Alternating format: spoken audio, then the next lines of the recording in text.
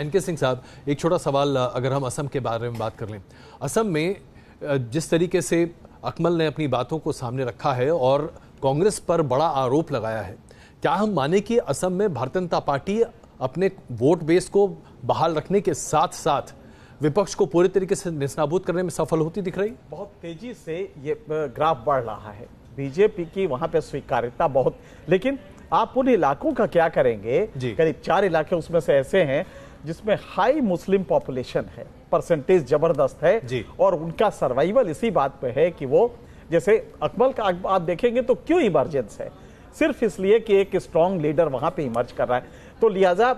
लेकिन असम में पूरे अगर आप देखें तो जिस तेजी से संघ ने काम किया है पिछले 15 साल में, दरअसल वो जो सरकार आप बीजेपी की देखते हैं वो एक थाली में उठा के बीजेपी को सौंप दिया है, जबरदस्त वहां पे काम किया है और आज भी वो काम दिखाई दे रहा है। संघ की वजह से वहां पे बीजेपी का ग्राफ लगातार बढ़ेगा और वो मौका भी आएगा जबकि आप देखेंगे कि पूरे असम पे बीजेपी का इन्फ्लुएंस उन इलाकों को छोड़ के जहां पे हाई, और वहां पे भी ये शिफ्ट करने की एक सोच रहे हैं कि वहां पे ये पॉपुलेशन जो बिहार की है, असम लेकिन की सिंह है। साहब, क्या एनआरसी का मुद्दा वाकई में भारतीय जनता पार्टी के गले की फांस नहीं बन रहा असम में? क्योंकि सबसे बड़ी दिक्कत तो यही है। वो एक बिल्कुल सही कहा आपने, वो एक बड़ा इशू था और वो अब ना वो गलते बन रहा है ना निगलते बन रहा है। मुझे लगता है कुछ चीजें होती हैं जो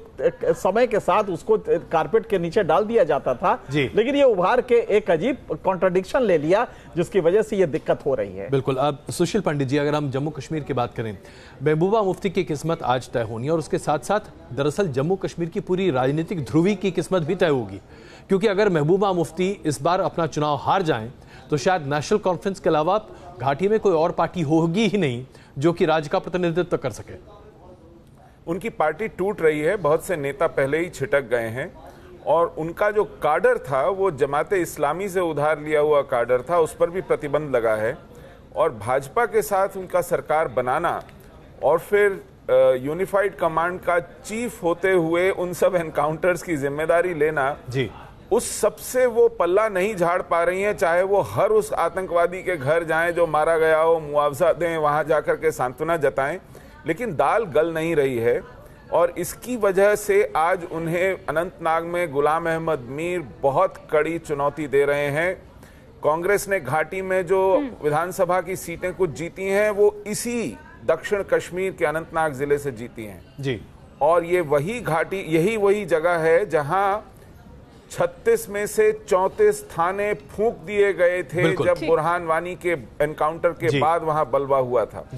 तो ये एपिसेंटर है वहां के अलगाववाद का, वहां के आतंकवाद का, वहां के जिहाद का। तो आज इनके लिए ये बड़ी कड़ी अग्नि परीक्षा है और इसीलिए जो पिछले कुछ हफ्तों में आप बयानों की झड़ी देख रहे हैं, पाकिस्तान समर्थक बयान, इमरान खान के पटाखे भी इसलिए रखे जा रहे हैं, ये भी इसीलिए ताकि वो किसी तरह पुनः उस अपने आप को कॉन्स्टिट्यूएंसी के साथ जोड़ सकें जो उनसे छिटक गई है और वोट करने नहीं आ रही है। अभी मुश्किल से 1.5% मतदान हुआ है। मनोज जी, अगर हम दक्षिण के 2 राज्यों की बात करें, कर्नाटक और केरल, केरल में सभी सीटों पर, कर्नाटक में भी आज बाकी बची सीटों पर, दरअसल देश का चुनाव 4 राज्य कई बार निर्धारित करते रहे हैं और उसमें से 2 महत्वपूर्ण राज्य आज पोलिंग कर रहे हैं। कांग्रेस की स्थिति क्या बनती दिख रही है? ये देखिए, ऐसा है कि केरल में जहाँ तक सवाल है तो ये पहला इलेक्शन केरल में ऐसा है जहाँ की कोई धार्मिक इशू, सबसे बड़ा इशू उभर कर सामने आया है। सबरीमाला का जो इशू है, मेरे ख्याल से वो इस इलेक्शन में सबसे बड़ा इशू होगा और उसका बीजेपी को तो फ़ायदा मिलेगा ही, लेकिन मेरे को लगता है कि कांग्रेस को बीजेपी से कहीं ज़्यादा फ़ायदा मिलेगा। सबरीमाला से जो इन्फ्लुएंस वोटर है उसका एक ही एम है कि वो एग्जिस्टिंग जो सरकार है और विजन के खिलाफ वो वोट करे, विजन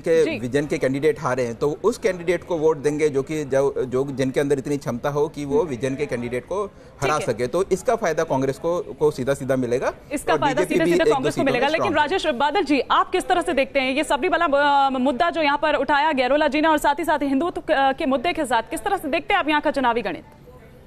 मुझे लगता है इस मुद्दे का भारतीय जनता पार्टी को बहुत अधिक लाभ नहीं मिलेगा। उसके 2 कारण हैं। एक तो कारण ये है कि केरल 100% साक्षर राज्य है और वर्षों से है, तो केरल का जो मतदाता है वो काफ़ी हद तक अपने विवेक का इस्तेमाल करता है और धार्मिक आधार पर मुद्दों का चुनाव नहीं करता है, जैसे कि हम उत्तर प्रदेश में भी देखते हैं या उत्तर भारत के अनेक राज्यों में देखते हैं। तो मुझे थोड़ा सा इस मामले में असहमत होना पड़ेगा कि सबरीमाला मुद्दे का भारतीय जनता पार्टी को कोई लाभ मिलने वाला है। चलिए हम यहाँ पर एक छोटा सा ब्रेक ले रहे हैं, आप सब हमारे साथ बने रहे हैं, तुरंत वापस आते हैं, चर्चा जारी है।